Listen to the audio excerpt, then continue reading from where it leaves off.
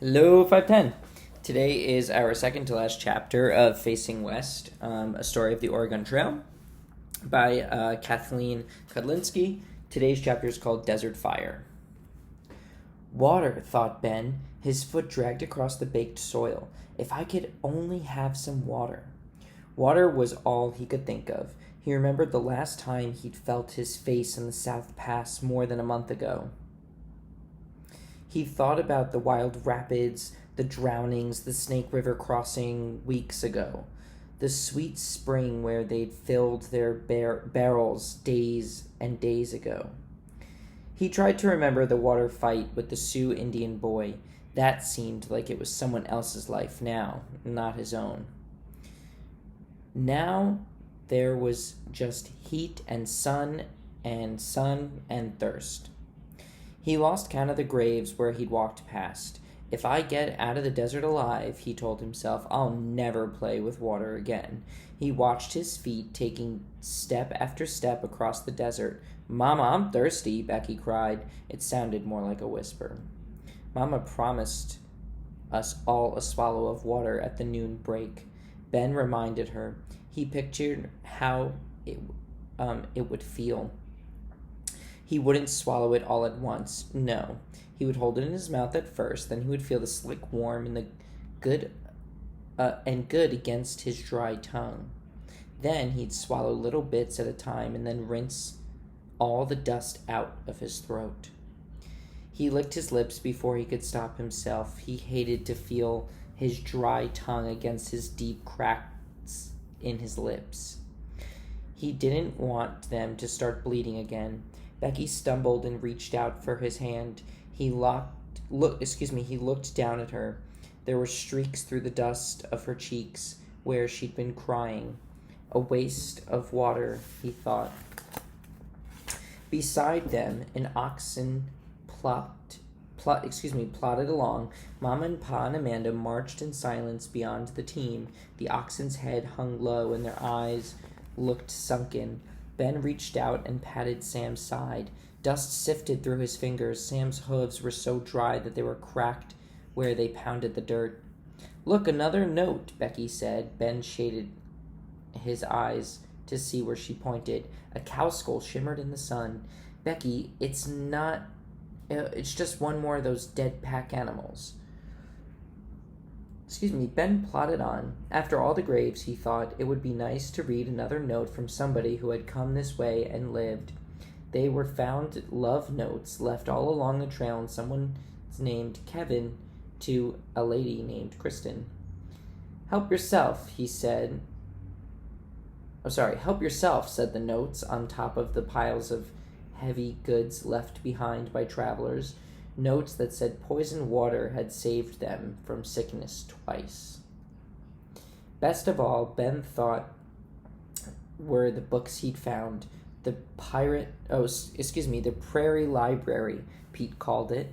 He told Ben, leave one behind and one you take.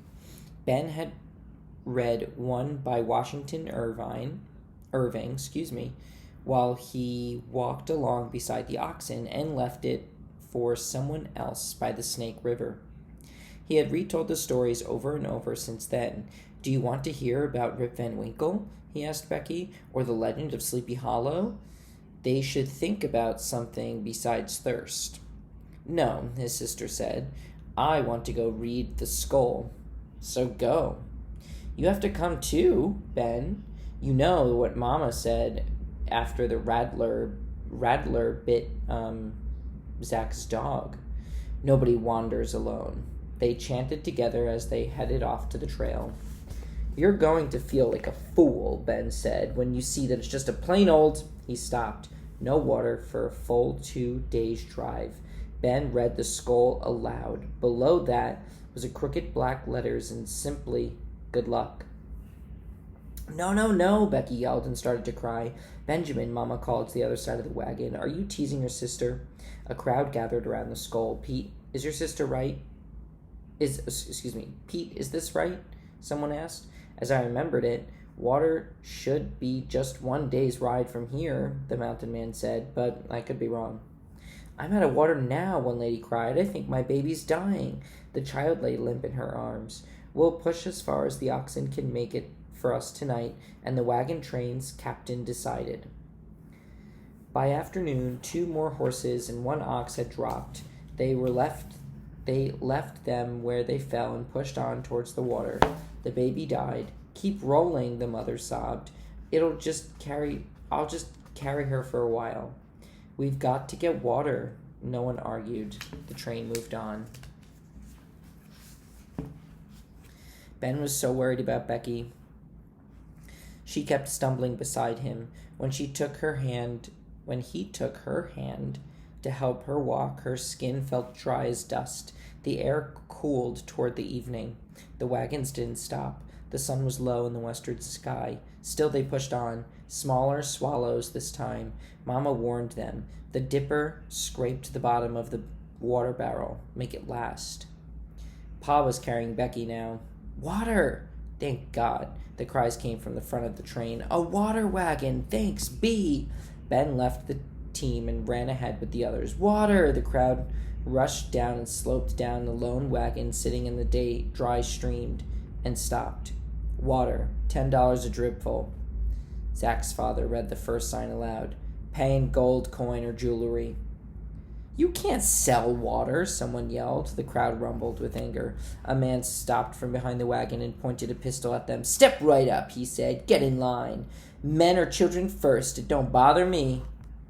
And he took a dipper full of water and poured it slow onto the ground. Ben looked at the dark stain in the sand and licked his dry lips.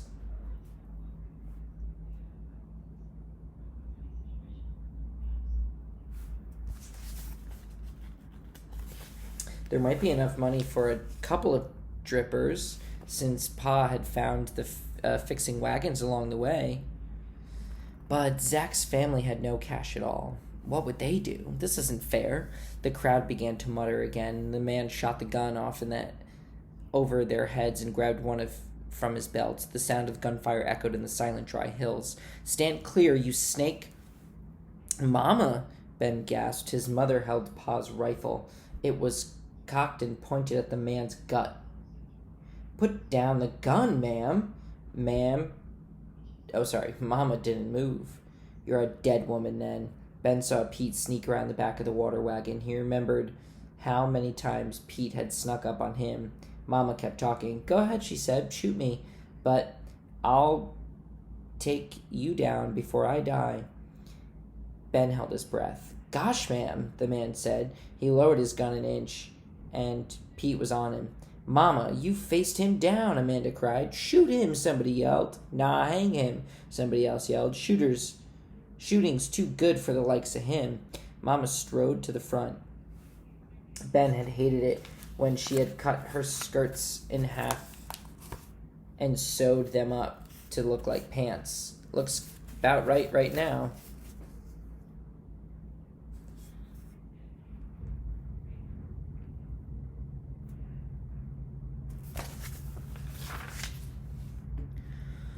We'll deal with him, she turned to the crowd, after we get our water. Line up here, children first. I just wanted to help my family, the man pleaded. They're waiting at the springs a half-day's drive from here. Our train found a water wagon here, too, sent back by the folks on ahead.